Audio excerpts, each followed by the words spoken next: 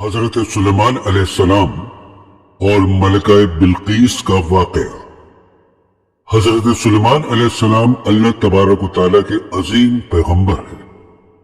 قرآن پاک میں سورہ نمل میں اللہ فرماتا ہے، ہم نے داؤد اور سلیمان کو علم بخشا، اور انہوں نے کہا اللہ کا شکر ہے جس نے ہمیں اپنے بہت سے مومن بندوں پر فضیلت عطا کی۔ اور سلیمان حضرت داؤد کے قائم مقام ہوئے اور کہنے لگے کہ لوگوں، ہمیں اللہ کی طرف سے جانوروں کی بولی سکھائی گئی ہے اور ہر چیز عنایت فرمائی گئی ہے، بے شک یہ اس کا فضل ہے۔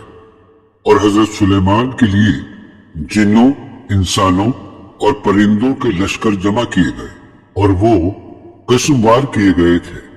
قرآن حکیم میں سورہ سعد میں اللہ تبارک و تعالیٰ فرماتا ہے، ہم نے ہوا کو سلیمان کے زیر فرمان کر دیا کہ جہاں وہ پہنچنا چاہے ان کے حکم سے ہوا ان کو آسانی سے پہنچا دے، اور ہم نے جناتوں کو بھی ان کے زیر فرمان کیا جو کہ بڑی بڑی عمارتیں بناتے تھے، بڑے بڑے پتھر اٹھا کر لاتے تھے اور سمندر میں غوطہ خوری کا کام بھی کیا کرتے تھے، اور جو جنات سرکشی کرتے تھے یا لوگوں کو پریشان کرتے تھے ان کو بڑی بڑی زنجیروں میں جکڑ دیا جاتا تھا۔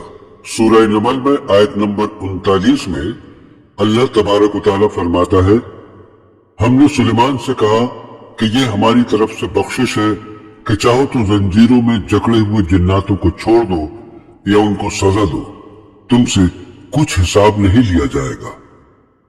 قرآن حکیم میں سورہ سبا کی آیت نمبر 12 میں اللہ تبارک و تعالیٰ فرماتا ہے، ہوا کو ہم نے سلیمان کے تابع کر دیا تھا، جو 1 مہینے کی راہ ہوتی تھی اسے وہ کچھ ہی پل میں پوری کر لیا کرتے تھے۔ اللہ تبارک و تعالیٰ فرماتا ہے، ہم نے سلیمان کے لیے تانبے کا چشمہ بہا دیا تھا، اور جناتوں میں سے کچھ ایسے تھے جو ہمارے حکم سے ان کے آگے کام کرتے تھے، اور جو کوئی ان میں سے ہمارے حکم سے پھرے گا اس کو ہم جہنم کی آگ کا مزہ چکھائیں گے۔ آگے اللہ تبارک و تعالیٰ فرماتا ہے، اے داؤد کی اولاد، میرا شکر ادا کرو، اور میرے بندوں میں بہت کم بندے ہیں جو شکر گزار ہیں۔ سورہ انبیاء کی آیت نمبر 78 میں اللہ تبارک و تعالیٰ فرماتا ہے، داؤد اور سلیمان ایک کھیتی کا مقدمہ کرنے لگے تو ہم نے ان کے مقدمے کے فیصلے کا صحیح طریقہ بتایا۔ ایک مرتبہ حضرت سلیمان علیہ السلام نے اللہ تبارک و تعالیٰ سے دعا کی، اے پروردگار، مجھے ایسی بادشاہی عطا کر کہ میرے بعد کسی کو شایان شان نہ ہو، بے شک تو بڑا عطا فرمانے والا ہے۔ سورہ نمل میں اللہ تبارک و تعالیٰ فرماتا ہے، جب سلیمان چیٹیوں کے میدان میں پہنچے تو ایک چیٹی نے کہا، چیٹیوں اپنے بلوں میں داخل ہو جاؤ، ایسا نہ ہو سلیمان اور اس کے لشکر تم کو کچل ڈالیں اور ان کو خبر بھی نہ ہو۔ چیٹی کی بات سن کر سلیمان ہنس پڑے اور کہنے لگے، اے پروردگار، مجھے توفیق عطا کر کہ جو احسان تو نے مجھ پر اور میرے ماں باپ پر کیے ہیں ان کا شکر ادا کروں اور ایسے نیک کام کروں کہ تو ان سے خوش ہو جائے۔ مجھے اپنی رحمت سے اپنے نیک بندوں میں داخل فرماؤ۔ سورہ نمل میں اللہ تبارک و تعالیٰ مزید فرماتا ہے، جب سلیمان نے پرندوں پر نظر شمار ڈالی تو انہیں ہدہد نظر نہیں آیا، تو سوچنے لگے کہیں غائب ہو گیا ہے، مجھ کو بغیر بتائے میں اس کو سخت سزا دوں گا یا ذبح کر ڈالوں گا، یا پھر وہ میرے سامنے اپنی بے قصوری کی دلیل پیش کرے۔ ابھی تھوڑی دیر ہوئی تھی کہ ہدہد آ موجود ہوا اور کہنے لگا، مجھے ایک ایسی خبر معلوم ہوئی ہے جس کی آپ کو بھی خبر نہیں ہے، اور میں آپ کے پاس شہر سبا سے ایک یقینی خبر لے کر آیا ہوں۔ میں نے ایک ایسی عورت دیکھی جو لوگوں پر بادشاہت کرتی ہے اور ہر چیز اسے میسر ہے، اور اس کے پاس ایک بہت بڑا تخت ہے۔ میں نے دیکھا کہ اس کی قوم اللہ کو چھوڑ کر آفتاب کو سجدہ کرتی ہے، اور शैतान ने उनको सही रास्ते से रोक रखा है। सूरह नमल में अल्लाह तबारक व तआला फरमाता है कि सुलेमान ने हुदहुद से कहा कि मेरा खत ले जा और इसे उसकी तरफ डाल दे। जो औरत आफताब की इबादत करती है और शहर सबा पर बादशाहत करती है, उसके पास से वापस आ और देख वो क्या जवाब देती है। जब हुदहुद ने शहर सबा की मलका बिल्कीस के सामने हजरत सुलेमान का खत डाला और खत को देखकर मलका बिल्कीस ने कहा, दरबार वालों, मेरे पास एक खत आया है जिसको बादशाह सुलेमान ने भेजा है और उसका मजमून इस तरह है कि शुरू अल्लाह का नाम लेकर जो बड़ा मेहरबान और निहायत रहम वाला है, बाद इसके ये मुझसे सरकशी न करो और मेरे पास चली आओ। खत सुनाकर मलका बिल्कीस कहने लगी कि ए अहले दरबार, मेरे इस मामले में मुझे मशवरा दीजिए।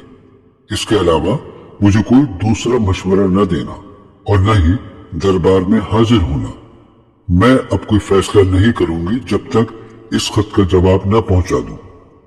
दरबार के लोग कहने लगे कि हम सब तो बड़े जोरावर और सख्त जंगजू हैं और हुक्म आपके इख्तियार में है। शहर सबा की मलका बिल्कीस ने कहा कि बादशाह जब किसी शहर में दाखिल होते हैं तो उसको तबाह कर देते हैं और वहां के इज्जतदार लोगों को जलील कर दिया करते हैं, और इसी तरह बादशाह सुलेमान करेंगे। और मैं उनकी तरफ कुछ माल तोहफे में भेजती हूँ और देखती हूँ कि कासिद क्या जवाब लाता है। जब कासिद हजरत सुलेमान अलैहिस्सलाम के पास पहुंचा और उन्हें मलका बिल्कीस की तरफ से भेजा हुआ तोहफा पेश किया तो हजरत सुलेमान ने फरमाया, क्या तुम मुझे माल से मदद देना चाहते हो?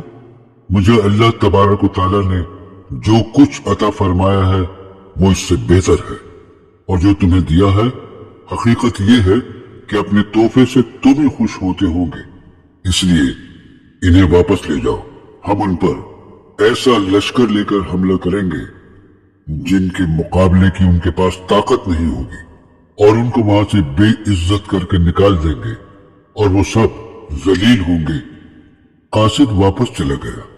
हजरत सुलेमान ने अपने दरबार में लोगों से कहा, ए दरबार वालों, कोई तुम में से ऐसा है कि कब्ल इसके कि वो लोग फर्मा बरदार होकर हमारे पास आए, मलका बिल्कीस का तख्त मेरे पास लेकर आ जाओ। जिन्नात में से एक कवि हैकर जिन ने कहा, कब्ल इसके कि आप अपनी जगह से उठें, मैं उसको आपके पास लाकर हाजिर करता हूं, और मुझे इस पर अल्लाह तबारक व तआला की तरफ से कुदरत भी हासिल है और अमानतदार भी हूं। फिर एक शख्स कहने लगा जिसको किताब इलाही का भी इल्म था कि मैं आपकी आंख झपकने से पहले पहले उस तख्त को आपके सामने हाजिर किए देता हूं। बस हजरत सुलेमान ने मलका बिल्कीस का तख्त अपने सामने देखा तो कहा, यह मेरे परवरदिगार का फजल है ताकि मुझे आजमाए कि मैं शुक्र अदा करता हूं या कुफरान नेमत करता हूं। और जो शुक्र करता है तो अपने ही फायदे के लिए शुक्र करता है, और जो नाशुक्री करता है तो मेरा परवरदिगार बहुत बड़ा और करम करने वाला है। हजरत सुलेमान अलैहिस्सलाम ने कहा, ए लोगों, मलका बिल्कीस की तख्त की शक्ल सूरत बदल दो। हम मलिका की अक्ल का इम्तिहान लेंगे कि वो सूझबूझ रखती है या नहीं।